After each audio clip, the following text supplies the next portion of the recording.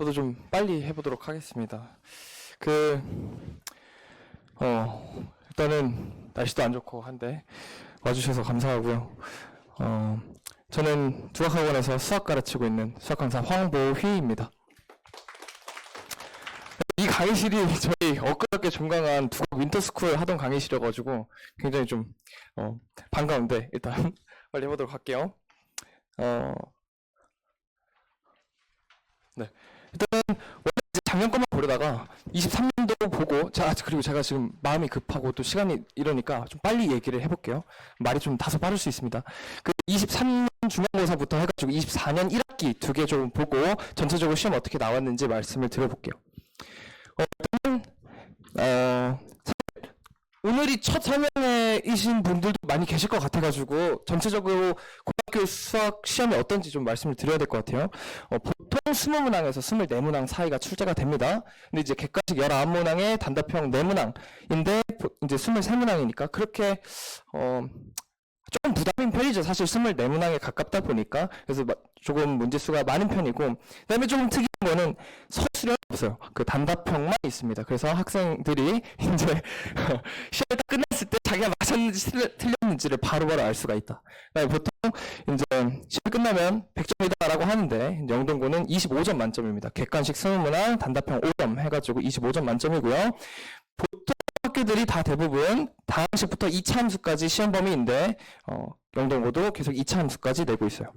난이도를 이렇게 적어 드렸지만 조금 이따 문제들 같이 보긴 할 겁니다만 조금 보기 쉬우시게 그 그래프로 표현을 해봤어요. 일단 1번부터 14번까지는 적당한 이제 중난이도라고 생각해 주시면 되는데 사실 이게 지금 3이라고 제가 표시는 해놨지만 이게 어느 정도 유형에 대한 숙지가 되어 있어야 편한 정도예요. 중난이도라고 했을 때 많은 문항들을 풀어보고 이제 자주 나오는 빈출 유형들을 봤을 때 그냥 바로바로 풀 수 있는 정도가 돼야 중난이도라고 좀 느껴졌을 것 같고 그다음에 계산이 조금 앞에 많았습니다. 그래서 1번부터 14번까지는 그래도 친구들이 어찌어찌 이제 꾸역꾸역 풀긴 했을 것 같아요. 여기까지는. 근데 이제 객관식 15번부터 19번까지 좀 어려워지기 시작을 해요. 이제 분명 변형이 됐다고는 하지만 자기 눈엔 그게 잘 안 보이고 이게 그냥 뭔가 문제들이 길고 하니까 조금 어려웠을 것 같아요. 단답형에 제가 이렇게 적어놓긴 했는데 사실 지금 단답형 4문항이죠. 1번이 좀 중난이도고 2번부터 4번까지가 상난이도라고 생각을 해주시면 되겠어요. 보통 학생들이 이 영동고가 이제 객관식 뒤에가 어려우면 서술형이 좀 쉽고 조금 객관식 뒤에가 쉬우면 서술형이 어려운 편이었는데 이때는 좀 특이하게 둘 다 좀 어렵게 나와가지고 학생들이 전략을 짤 때 한 여기까지 풀고 이렇게 왔다가 다시 가는 전략을 선택한 친구들이 있었는데 둘 다 조금 어려워서 조금 한 2등급 친구들은 둘 중에 한 부분만 풀고 끝나지 않았을까 싶기도 해요. 이 영동고가 이제 서술형이 없고 다 단답형이다 보니까 객관식이기도 하고요. 이제 조금 안타까운 말이지만 잘 찍은 친구가 점수 잘 받을 때도 있어요. 그래서 조금 안타깝긴 합니다.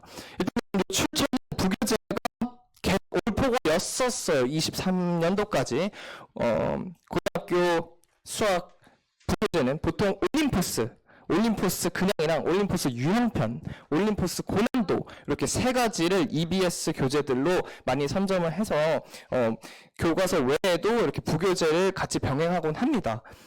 여기서 이제 변형 문항들이 나오게 되는데 1번부터 14번은 그냥 늘 했던 이제 평소 시험에서 보던 기본 문항들이었던 반면에 이제 여기에서는 변형 요소들이 조금씩 추가가 됐겠죠. 근데 사실 숫자 원리 자체가 변형이 되다 보니까 막 그렇게 변형 비중이 높았다고 제가 시험지를 봤을 때 그렇게 느끼진 못했어요. 이렇게 변형 비중이 높진 않았고 다만 이제 어떤 소재를 썼는지는 볼 수 있겠지만 딱 봤을 때 뭔가 원래 문제랑 많이 달라서 학생들이 어려워했을 것 같아요. 네. 그래서 그 이제 뒤에는 문제들 같이 봐볼게요. 이런 식으로 이 표현들만 따가지고 원래 있던 요 학부 문항들이랑 그 다음에 내신 조금 어려운 문항들에서 쓰이는 표현들 같이 콜라보 해가지고 문제들이 많이 나오게 되고요. 여기서도 변형이 되긴 했지만 이 표현을 그대로 쓰긴 했는데 요 앞에 있는 문제를 푸는 게 조금 더 어려웠다 보니까 보긴 했는데 사실 잘 안 풀리는 원리 자체가 조금 많이 변형이 됐다 보니까 그 다음에 여기서 이 문항만 조금 온전히 변형이 됐었죠. 딱 보자마자 그냥 진짜 똑같다. 얘는 어떤 식으로 풀어야 되는지도 알고 그 개형도 똑같았고요. 그냥 여기서는 숫자 변형이라고 생각을 해주시면 되겠어요. 그 다음 문제도 변형을 하긴 했지만 정수 조건이 들어가면 학생들 굉장히 어려워할 거예요. 정수 자연수 조건 들어가면 좀 어려워하는데 그런 요소들을 같이 출제를 하셨다. 그래서 23학년도 좀 총평을 드리면 변형이 체감이 잘 안 됐다. 그죠? 그 다음에 난이도가 생각보다 높았고 객관식이랑 객관식 뒷부분이랑 서술형이 둘 다 어려웠어요. 그래서 학생들이 좀 많이 어려웠던 해였습니다. 이 이전까지는 막 이렇게까지 어렵진 않았는데 23년도부터 조금 좀 폼이 올라오기 시작을 합니다. 그래서 23년부터 이제 점점 어려워지나 하는데 24학년도 거를 같이 봐볼게요. 그때는 어땠는지 그리고 문제 푸는 게 좀 빡빡했는지 객관식 순서가 그러니까 객관식 개수가 하나 내려갑니다. 18개, 4개 조합으로 22문항이고요. 만점이랑 단원 그대로 가져갑니다. 난이도도 좀 괜찮아요. 여기까지는 진짜 괜찮아요. 여기는 그냥 봐도 진짜 쉽게 풀리고 아까 제가 처음에 23년도 말씀드릴 때는 쉬운 중문항들도 기본 유형들을 바로바로 풀 수 있어야 괜찮은 정도다 말씀을 드렸는데 여기는 진짜 쉬웠어요. 그래서 1번부터 10번까지는 빠르게 좀 시간을 벌어줘야 되는 상황이었고 이게 지금 프린트에 색이 잘 안 들어가가지고 둘 다 이제 회색이라 요거 좀 참조를 해주시면 좋을 것 같아요. 요 아래에 있는 게 24학년도입니다. 요 위에가 23학년도고 그래서 좀 봤을 때 23학년도보다 조금 난이도가 내려오긴 했습니다. 근데요, 조금 이따가 사진들을 같이 볼 거지만 요 11번부터 요 뒤에까지가 변형 문항들로 완전 가득 차 있습니다. 그리고 특이한 점은 원래 그 전까지 계속 올림픽에서 고난도였는데 조금 신기하게 EBS가 아닌 시중 문제집으로 출처를 바꿉니다. 어이구. 네, 출처를 바꿉니다. 이 수학의 신이라는 교재는 이제 내신에서 그러니까 많은 학교 쌤들이 좀 참조를 많이 하시는 고난도 교재라고 생각해 주시면 되겠고요. 그다음에 좀 다양한 스킬들이랑 내신에서 문항들에 조금 변형되고 업그레이드된 문항들이 많이 조금 수록되어 있는 교재라고 생각해 주시면 될 것 같아요. 그래서 원래 교재였던 올림픽 고난도보다 좀 어려운 문항이 많아진 수학의 신을 골라줬고 부교재 변형이 진짜 많이 됐습니다. 근데 이게 그러니까 딱 봤을 때 이 문항이 변형이 됐구나 바로 볼 수가 있어요. 왜냐면 형태가 똑같기 때문에. 근데 막상 풀어보면 계산이 많아가지고 진짜 빡빡해요. 이게 그리고 여기서부터 아래 조금 템포를 올리다 보니까 여기서 이렇게 원래 이제 23학년도는 여기 두 개가 좀 많이 어려웠던 반면에 얘네는 이 24학년도에는 11번부터 그냥 계속 치고 들어가는 거죠. 그러니까 얘 풀어도 뒤에 긴 문항, 얘 풀어도 뒤에 긴 문항 계속 가게 됩니다. 보실게요. 완전 그냥 형태가 똑같아요. 똑같은데 이 문항도 사실 학평 문제 중에 어려운 문항이에요. 근데 이게 11번으로 들어가니까 너네 봤지? 나 여기에서 출제할 거야. 너네 한번 봤으니까 한번 풀어봐. 근데 문제 자체가 어려우니까 한번 봤더라도 계산량이랑 뭐 좀 푸는 시간이 걸리다 보니까 많이 빡빡해요. 얘도 진짜 똑같죠?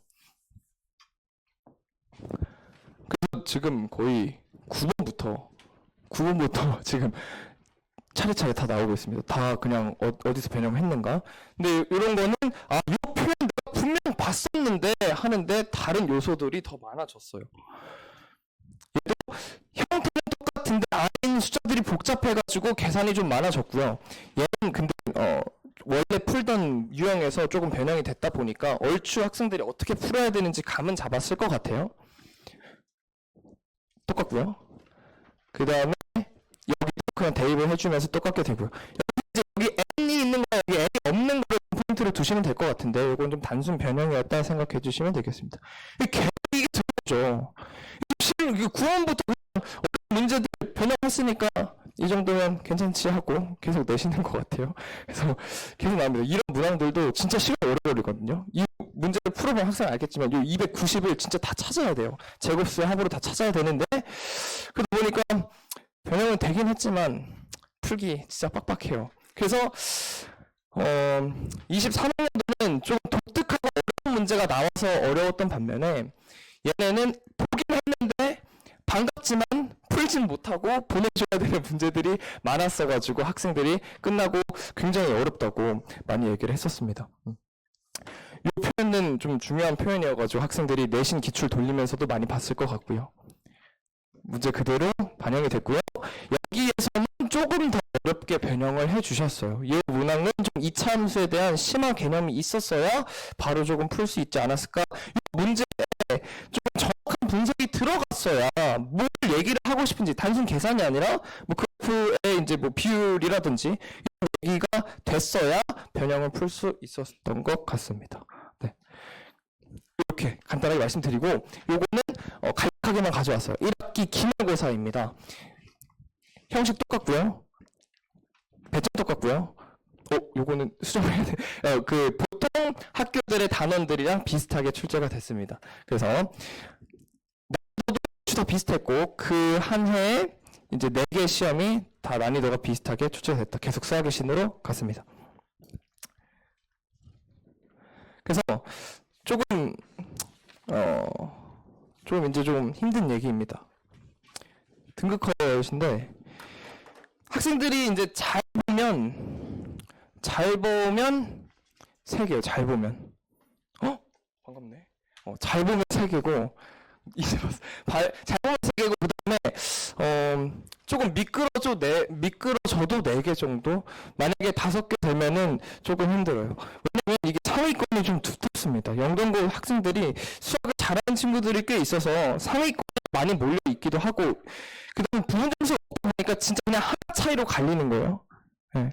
그래서 3개, 만약에 5개가 되면은 아예 그냥 이 10% 기준으로도 좀 밀릴 수 있다고 생각을 합니다. 그래서 안전하게 가려면은 이 10% 기준으로 했을 때는 3개 정도인데 4개도 조금 불안할 것 같아요. 네.